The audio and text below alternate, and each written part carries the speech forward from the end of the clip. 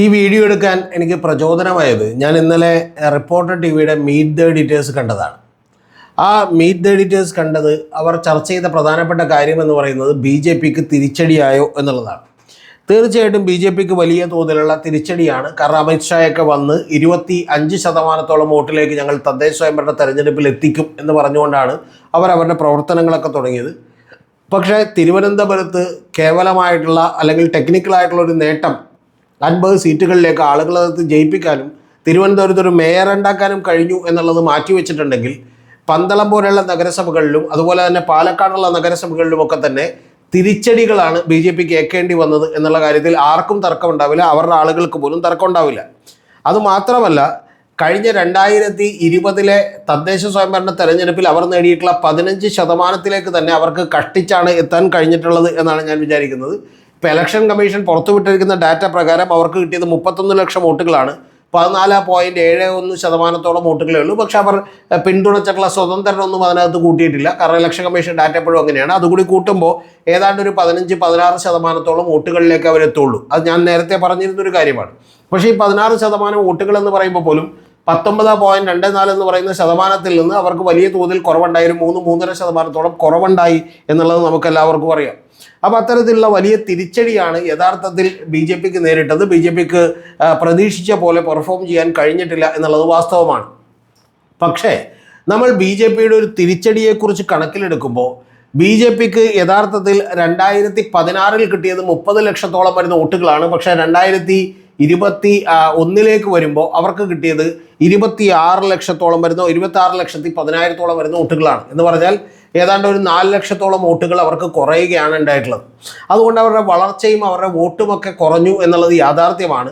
സാങ്കേതികമായി പരിശോധിക്കുമ്പോഴും അവരുടെ വോട്ടുകൾ കുറഞ്ഞിട്ടുണ്ട് എന്നുള്ളതാണ്. പക്ഷേ ആ ചർച്ചയിലൊന്നും പറയാത്ത മറ്റൊരു കാര്യമാണ് എനിക്ക് നിങ്ങളോട് പറയാനുള്ളത്. യഥാർത്ഥത്തിൽ BJPയുടെ അനുദിനം വിജയിച്ചുകൊണ്ടിരിക്കുന്നത് ഭയപ്പെടുത്തുന്ന ഒരു കാര്യമാണെങ്കിലും വിജയിച്ചുകൊണ്ടിരിക്കുകയാണെന്ന് പറയുന്ന യാഥാർത്ഥ്യത്തെ കാണാതിരിക്കാൻ കഴിയില്ല. അതിൻ്റെ പ്രധാനപ്പെട്ട കാര്യം BJP സെറ്റ് ചെയ്യുന്ന നരേറ്റീവുകൾക്ക്, അജണ്ടകൾക്ക് കേരള സമൂഹത്തിൽ വലിയ പ്രാധാന്യം കിട്ടിക്കൊണ്ടിരിക്കുന്നു എന്നുള്ളതാണ്.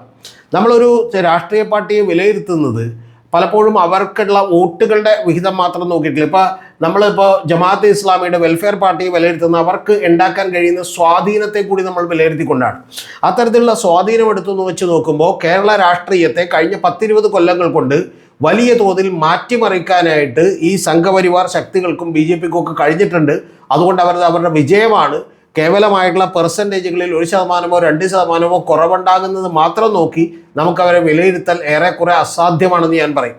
കാരണം 2010 തൃശ്ശൂർ പോലും നിങ്ങൾ അറിയേണ്ടത് മത്സരിക്കുമ്പോൾ ലോക്സഭയിലേക്ക് 2009 മത്സരിക്കുമ്പോൾ പോലും അവിടെ 5-6% തൊട്ടടുത്ത തവണ 2014 അത് 11% പിന്നീട് അത് 28% അടുത്ത തെരഞ്ഞെടുപ്പോടുകൂടി അവർ അധികാരത്തിലെത്തുകയും ചെയ്തു എന്നുള്ളത് നമുക്കറിയാം. പക്ഷെ അത് താൽക്കാലികമായിട്ടുള്ള പ്രതിഭാസമാണെങ്കിൽ പോലും. പക്ഷേ ഒരു പ്രധാനപ്പെട്ട കാര്യമെന്ന് പറയുന്നത് കേരള രാഷ്ട്രീയത്തെ അടിമുടി മാറ്റാനും അവരുടെ അജണ്ടയും നരേറ്റീവും ഒക്കെ സെല്ല് ചെയ്യാനും അവർക്ക് കൃത്യമായി കഴിഞ്ഞിട്ടുണ്ട്. പ്രത്യേകിച്ചും ചില യൂട്യൂബ് ചാനലുകളിലൂടെയൊക്കെ തന്നെ ഇത്തരത്തിലുള്ള വർഗീയ വിഭജനത്തിന് സാധ്യമാകുന്ന കാര്യങ്ങൾ അവർക്ക് ചെയ്യാൻ കഴിഞ്ഞിട്ടുണ്ട്. ഇപ്പോൾ ഉദാഹരണം ഞാൻ നിങ്ങളോട് പറഞ്ഞാൽ, നേരത്തെയൊക്കെ കേരളീയ രാഷ്ട്രീയത്തിൽ എപ്പോഴും ചർച്ചയായിക്കൊണ്ടിരുന്നത് തൊഴിലില്ലായ്മയും അതുപോലെ തന്നെ പട്ടിണി മരണങ്ങളും കസ്റ്റോഡിയൽ ഡെത്തുകളും ഒക്കെയാണ് ചർച്ചയായിക്കൊണ്ടിരുന്നതെങ്കിൽ ഇപ്പോൾ യഥാർത്ഥത്തിൽ നമ്മൾ ഇന്ത്യൻ രാഷ്ട്രീയത്തിൽ കാണുന്നത് പോലെ തന്നെ, അയോധ്യയൊക്കെ ചർച്ചയാകുന്നത് പോലെ തന്നെ, ബാബറി മസ്ജിദ് ചർച്ചയാകുന്നത് പോലെ തന്നെ യഥാർത്ഥത്തിൽ ഇപ്പം നമ്മൾ കണ്ടുകൊണ്ടിരിക്കുന്നത് എന്താണ്? തൃശ്ശൂർ പൂരം കലങ്ങിയത് ചർച്ചയാകുന്നു, ശബരിമല ചർച്ചയാകുന്നു, സ്ത്രീ പ്രവേശനം ചർച്ചയാകുന്നു, അമ്പലങ്ങളിലെയും ദൈവങ്ങളെയും കുറിച്ചുള്ള ഈ പറയുന്ന പോലെ ചർച്ചകൾ രാഷ്ട്രീയത്തിലേക്ക് കൂടുതലായിട്ട് കടന്നു വരുന്നു. മതസംഘടനകളുടെ പ്രാമുഖ്യം വർദ്ധിക്കുന്നു. NSSഉം SNDPയും അടക്കമുള്ള മതസംഘടനകളുടെ പ്രാമുഖ്യം വർദ്ധിക്കുന്നു.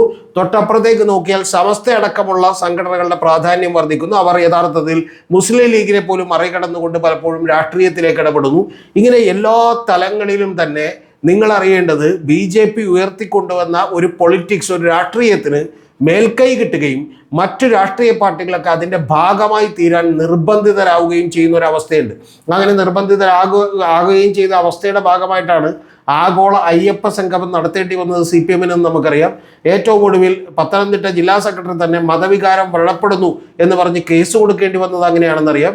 അത്തരത്തിൽ വലിയ തോതിൽ ഈ പറയുന്ന പോലെ അജണ്ട സെറ്റ് ചെയ്യുന്നതിൽ കൃത്യമായി പറഞ്ഞാൽ ഈ BJPയും അതുപോലെ സംഘപരിവാരമൊക്കെ ഏതാണ്ട് ഒരു പരിധിവരെ വിജയിച്ചിരിക്കുന്നു എന്നുള്ളതാണ്. അതിനുവേണ്ടി പണിയെടുത്ത RSS ഏതാണ്ട് ഒരു വിജയം അവരുടെ കാര്യത്തിൽ നേടിയിട്ടുണ്ട്. ബാക്കി അത് വോട്ടാക്കി മാറ്റാൻ പലപ്പോഴും അവർക്ക് കഴിയാത്തതിൻ്റെ കാര്യം ഉണ്ടെങ്കിൽ പോലും ആ വോട്ടാക്കി മാറ്റാൻ കഴിയാതിരിക്കുമ്പോൾ പോലും നമ്മൾ കാണേണ്ടത് മറ്റ് രാഷ്ട്രീയ പാർട്ടികളൊക്കെ ഇതിനനുസരിച്ച് മാറുന്ന ഇവരുടെ അജണ്ടകൾക്കും ഇവരുടെ ഈ പറഞ്ഞ പോലെ നരേറ്റീവുകൾക്കും അനുസരിച്ച് നിലപാടുകളിൽ മയപ്പെടുത്തലുകൾ വരുത്തേണ്ടി വരുന്നത് യഥാർത്ഥത്തിൽ അവരുടെ വിജയമാണ്.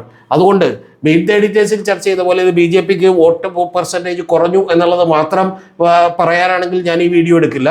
യഥാർത്ഥത്തിൽ അവർ പറയാതെ വിട്ടൊരു കാര്യം ഇതാണ്. ആ കാര്യമാണ് ഞാൻ കൂട്ടിച്ചേർത്തത്.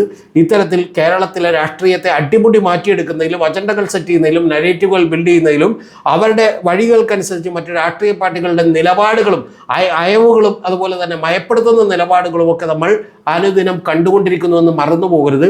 അതാണ് കേരള രാഷ്ട്രീയത്തിൽ ഫേസ് ചെയ്യുന്ന അഭിമുഖീകരിക്കേണ്ടി വരുന്ന ഏറ്റവും പ്രധാനപ്പെട്ട പ്രശ്നങ്ങളിലൊന്ന്.